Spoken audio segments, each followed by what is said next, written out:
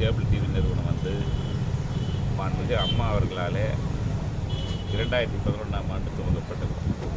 நீங்கள் உங்கள் அனைவருக்கும் தெரியும், அன்றைக்கு இருந்த சேனல்களுடைய எண்ணிக்கை என்ன என்பது தெரியும். ஒரு மொனாபலியாக சேனல்களில் நடக்கிற நிலையை மாற்றி சுதந்திரமாக இன்றைக்கி கூட மைக் இருக்குதுன்னு கேட்டிங்கன்னா அது காரணம் மாண்புமிகு அம்மா அவர்கள். அம்மா அவர்கள் அன்றைக்கு முழுமையாக தமிழகம் முழுவதும் யாரெல்லாம் தொலைக்காட்சிகளை துவங்குகிறார்களோ அவர்களுக்கெல்லாம் கொடுக்க வேண்டும் என்று சொல்லி அனைவருக்கும் கொடுத்ததன் பிறகுதான் இன்றைக்கு ஊடகங்கள் தெரிவிக்கின்றன. நல்ல செய்திகள் காரணம் மாண்புமிகு அம்மா அவர்கள். அந்த கேபிள் டிவி நிறுவனம் மிகச்சிறந்த முறையிலே நடைபெற்றது.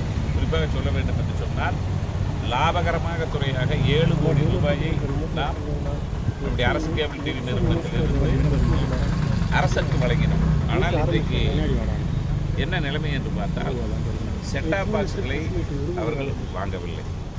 புதிதாக செட்டாப் பாக்ஸுகளை வாங்கி கொடுத்திருந்தால் அந்த நிறுவனம் இன்னும் மென்மேலும் வளர்ந்திருக்கு.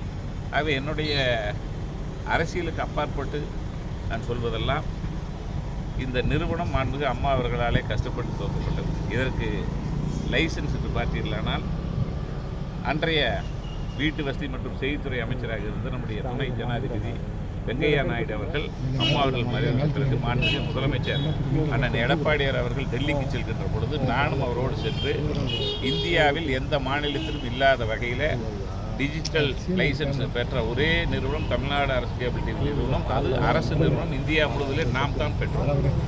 இன்றைக்கு அந்த நிறுவனம் நலிவடைந்திருக்கிறது என்று சொன்னால் அதனுடைய நிர்வாக சீர்கேடு தான் என்பதை நான் முதலில் தெரிவித்திருக்கின்றேன்.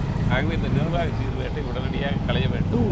தமிழகம் முழுவதும் இருக்கின்ற கேபிள் டிவி ஆபரேட்டர்களுக்கு புதிதாக செட்டாப் பாக்ஸ்களை வழங்க வேண்டும் என்று அன்போடு கேட்டுக்கொள்கின்றேன். ஆகவே அதை செய்வார்கள் என்ற நம்பிக்கையோடு உங்களிடத்தில்